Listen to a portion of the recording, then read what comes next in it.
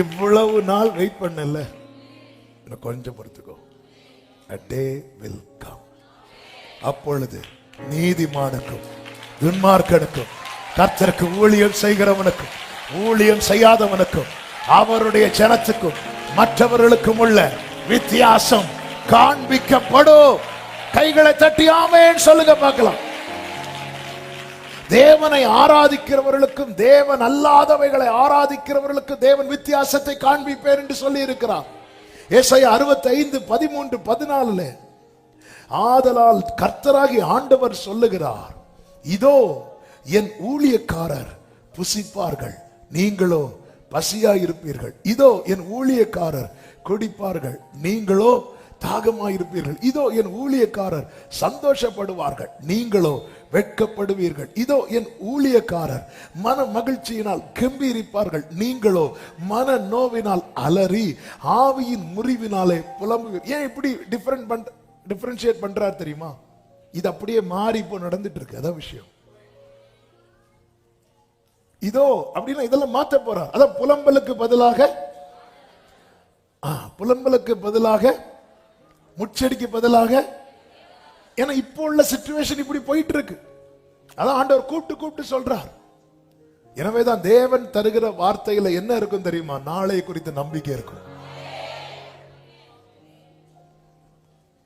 ஹல்லேலூயா. நாளை குறித்த நம்பிக்கை தேவன் தருகிற வார்த்தையில் மட்டும்தான் இருக்கும். ஆண்டவர் சொல்றார், இங்க பாரு, இது நான் உனக்கு தந்த வார்த்தையில ஒரு உறுப்பு அவமாய் போவதை விட இந்த வானமும் பூமியும் ஒளிந்து போறது ரொம்ப லேஸ். ஹல்லேலூயா. மோசே கோபத்துல தூக்கி போட்டு கல்லை உடைச்சாரு. ஹல்லேலூயா. உடைச்சாரு, தூக்கி போட்டு உடைச்சாரு. ஆண்டவர் திரும்ப 2 கல்லை எடுத்துட்டு வானார். அந்த கல்லை என்ன எழுதினார் தெரியுமா? என்ன ஒரு வெளிப்பாடு! கர்த்தருடைய வார்த்தையை தான் எழுதுவார், சாத்தனுடைய வார்த்தையை எழுதுவார். ஏற்கனவே எழுதி கொடுத்தார்ல, உடைச்சான்ல, அதே வார்த்தை. அதன் அர்த்தம் என்ன? நீயே தூக்கி போட்டு உடைச்சாலும் இந்த வார்த்தை மாறாது.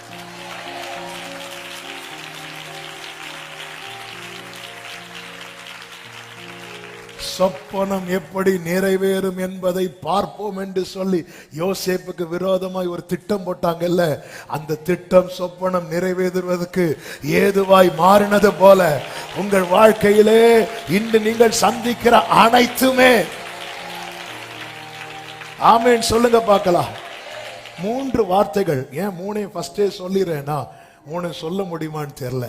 அதனால 3 வார்த்தைகளை வச்சுதான் ஆண்டவர் காட்டி. 1 பக்கத்தில் இரு, 2 பாதத்தில் இரு, 3 பலி செலுத்தி கொண்டே இரு.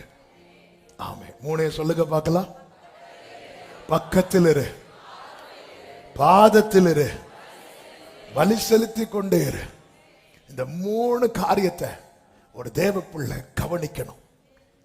என் ஜனம் இருக்கிற கோசே நாட்டை, இந்த கோசேனை குறித்து நாம் ஏற்கனவே ஒரு சண்டே செய்தியில சொல்லி இருக்கிறேன். நான் அதை ரொம்ப டீட்டெயிலா சொல்ல விரும்பவில்லை. ஆனால் அந்த வார்த்தையை இன்னைக்கு செய்தியில வருகிறதுனால அதை டச் பண்ணிட்டு போக விரும்புகிறேன். யோசேப்பு எகிப்தில் அதிபதியா இருக்கிறான்.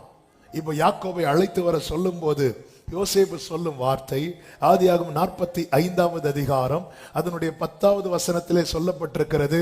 ஆதியாகமம் 45:10. நீரும் உம்முடைய பிள்ளைகளும் அவர்களுடைய பிள்ளைகளும் உம்முடைய ஆடு மாடுகளோடும் உமக்கு உண்டாயிருக்கிற யாவற்றோடும் கோசேன் நாட்டில் வாசம் பண்ணியன் சமீபத்தில் இருக்கலாம். கோசேன் என்றாலே டிரா நியர் என்ற அர்த்தம். பக்கத்தில் இரு, பக்கத்துல வா, பக்கத்துல இரு. கோசேன் அப்படிங்கிற வார்த்தையினுடைய அர்த்தமே பக்கத்தில் இரு.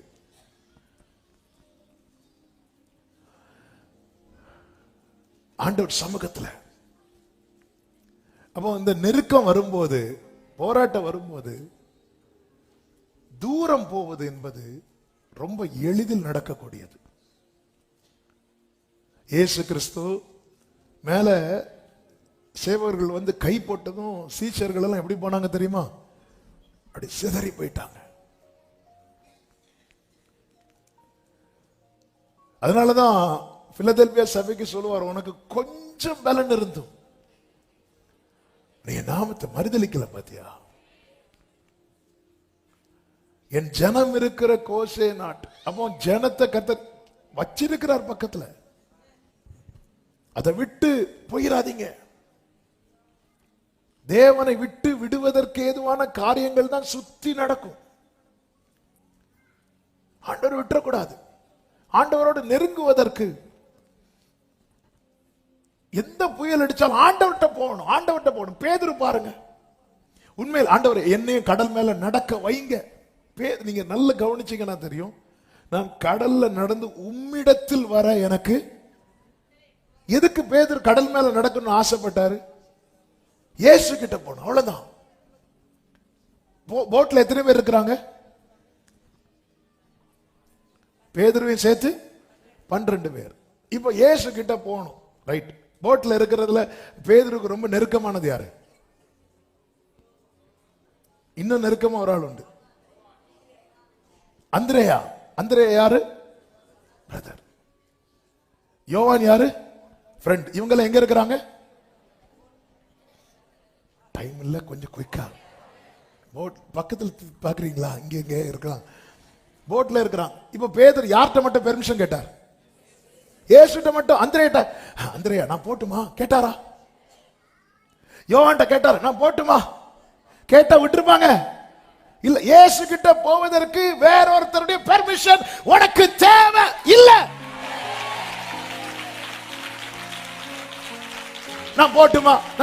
ஆண்டவருக்கு இந்த வார்த்தையை சொல்லும் போது இன்னொரு வார்த்தையை சொல்ல, ஆண்டவருக்கு ஒரு ஸ்டெப் எடுத்து வைக்கிறதற்கு பரலோக பெர்மிஷன் இருந்தா மட்டும் போதும். வான் அவர் சொல்லிட்டார்ல, அதுக்கப்புறம் நான் இங்க போட்டுமா, நான் போட்டுமா, நான் போட்டுமா விட்டுருப்பாங்க, விட்டுருப்பாங்க. நம்மளே நிறைய விட மாட்டோம். ஆண்டவர் அதான் யார்கிட்ட கேட்கிறா பாருங்க, எனக்கு உங்க கிட்ட வரணும், அவ்வளவுதான். புயல் அடிக்குதுப்பா, புயல் அடிச்சா சேஃப். நான் போட்ல இருக்கிறதெல்லாம் நான் உங்க கிட்ட இருக்கிறது. இயேசு இல்லாத போட்ல இருக்கிறத விட இயேசுவோடு கூட இந்த கடல்ல நிற்பதுதான் எனக்கு சேஃப். ஆமென் சொல்லுங்க பார்க்கலாம்.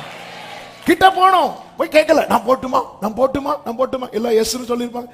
பேதுரு ஒரே ஒருத்தர் நீரே ஆனால். பேதுரு பேதுரு யோ அந்திரேயா அந்திரேயா அவரு அவரு அவரா எவரு, நான் போட்டுமா போட்டுமா. சும்மா இரு பேதுருவே, ஏற்கனவே உங்க விசுவாசத்தை பார்த்தாச்சு. அவர் வந்த உடனே ஆண்டவரையும் கூட பார்த்தா ஆவேசம். நீ இரு, உனக்கு விசுவாசத்துக்கும் சம்பந்தமே. பேதுருக்கு என்ன பக்கத்துல போகணும், பக்கத்துல போகணும். எனதான் சூனேமியாள், அவளை ராஜா விருந்து அவர் அறைக்குள்ள கூட்டிட்டு போகும்போது அவ துடிக்கிறா, என்னை இழுத்துக்கொள்ளும், என்னை இழுத்துக்கொள்ளும், நான் உமக்கு பின்ன ஓடி வருவேன். ராஜாவின் அரண்மனையில் அவள் இருப்பதை விட வனாந்திரத்தில் நேசர் மேல் சார்ந்து கொண்டிருப்பதை அவள் பெரிதாய் பார்த்தாள். பக்கத்திலே இரு, பக்கத்திலே இரு. ஆண்டவர் உங்களை எந்த நிலையில் வைத்திருக்கிறாரோ ஆண்டவர் பக்கத்துல, அதை மட்டும் உறுதிப்படுத்திக் கொள்ளுங்கள். இன்னும் இன்னும் இன்னும் கிட்ட கிட்ட சேர்த்து கொள்ளுமே பாடுபட்ட நாயகா. இன்னும் கிட்ட கிட்ட. ஆமென். ஜீவன் தந்த ரட்சகர். மத்தேயு 14வது அதிகாரம் 28வது வசனம். பேதுரு அவரை நோக்கி, ஆண்டவரே நீரே ஆனால் நான் ஜலத்தின் மேல் நடந்து உம்மிடத்தில் வர கட்டளையிடும் என்றார். அதற்கு அவர் வா என்றார். அப்பொழுது பேதுரு படவை விட்டு இறங்கி யாரையும் திரும்பி கூட பார்க்கல, யாரையும் திரும்பி கூட. இவங்களை அந்திரேயாட்ட கேட்டா என்ன பண்ணும்? நம்ம எல்லாம் நிறைய கேட்டு கேட்டு அப்பா கிட்ட நெருங்காம இருக்கிறோம். பவுலுக்கு தேவன் தம்மை வெளிப்படுத்த சித்தமா இருந்த போது பவுல் மாம்சத்தோடும் இரத்தத்தோடும் யோசனை பண்ணாமல் என்று பைபிள்ல இருக்கு. கலாத்தியர் 1:16 எடுக்க வேண்டாம். அவர் எஸ் சொல்றார்ல, வா அப்படிங்கிற. நான் கடல் மேல் நடந்து உம்மிடத்தில் வர, எனக்கு உங்க பக்கத்துல வரணும். எனக்கு காற்று அடிக்கிறது கஷ்டமா இருக்காட்டு, எனக்கு உங்க கிட்ட இருக்கணும். பிள்ளைங்க ரொம்ப சிக்கா ஃபீல் பண்ணும்போது அவங்க அம்மா கிட்ட அல்லது அவங்க அப்பா கிட்ட இருக்கணும்னு விரும்புவாங்கல்ல, அப்படி ஃபீல் பண்றார் பேதுரு. கர்த்தர் அவனை விசேஷப்படுத்தினார், கர்த்தர் அவனை மேன்மைப்படுத்தினார். விழுந்த போது தூக்கி அவர்கள் 32 இருக்கு, அவர்கள் படவில் ஏறின உடனே காற்று அமர்ந்தது. அவர் படகுல காற்று அமர்ந்தது பேதுரு ஏறினாலயா இயேசு ஏறினாலயா? ஆனா பைபிள்ல எப்படி எழுத வச்சாரு தெரியுமா? அவர்கள் படகில். அந்த அவர்கள் யாரெல்லாம்? இயேசுவும் பேதுரும். இப்படிதான் ஒரு காட்டுல ஒரு தொங்கு பாலம் இருந்துச்சாம். அந்த தொங்கு பாலத்தில் வெயிட்டா யாராவது போனா அந்த பாலம் என்ன பண்ணும் தெரியுமா? ஆடும். ஒரு பக்கத்துல இருந்து இன்னொரு பக்கத்துக்கு ஒரு எலி அந்த பாலத்தோட போகுது. எலி போனா பாலம் ஆடுமா? ஆடாது. அது பாதி தூரம் பாதி தூரம் போனதுமே பாலம் ஆட ஆரம்பிச்சிட்டு, எலிக்கு பரவாயில்லையே, நம்ம வெயிட்டா இருக்கிறோமே, பாலம் ஆடுதுன்னு திரும்பி பார்த்தா பின்னாடி சிங்கம் வருது. இப்ப பாலம் ஆடுறது எதனால? சிங்கத்தினால. நேர எலி மறுபக்கம் வந்துட்டு சிங்கம் அது பாட்டுக்கு போச்சு. எலி சும்மா இருக்கும். எலி எல்லாரையும் கூப்பிட்டு, பாத்தீங்களா நானும் சிங்கமும் போனதும் பாலம் எப்படி ஆடிச்சு பாத்தீங்களா? பாலம் ஆடுறது சிங்கத்தினால, ஆனா எல்லாரும் பார்த்துட்டு இருந்தது எலியும். அது போலதான் கர்த்தர் விசேஷப்படுத்தும் போது எப்படி தெரியுமா?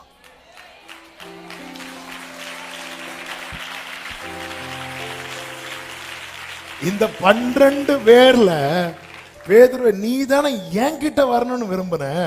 இப்ப பேதுருவை வா, என் காலு பட்டா மட்டும் இல்ல, உன் கால் படும்போது இந்த காற்று அமர்வதை மற்ற 16 பேரையும் கர்த்தர் இப்படிதான் விசேஷப்படுத்துவார். கர்த்தர் இப்படிதான் விசேஷப்படுத்துவார். இந்த புயலை அமர்த்தினால் மற்ற 11 பேர் இறங்கி வந்திருப்பாங்க. இந்த புயல்ல இவர் பெரிய விசுவாச வீரர்லாம் கிடையாது, காற்றை பார்த்து பயப்படக்கூடிய ஆளு. எல்லாம் ரைட்டு தான், ஆனா அவருக்கு இயேசு பக்கத்தில் இருக்கணும், இயேசுவோடு இருக்கணும். எதிர்காற்று வீச எதிர்போரும் பேச என்னோடு இருப்பவர் பெரியவர். ஹல்லேலூயா.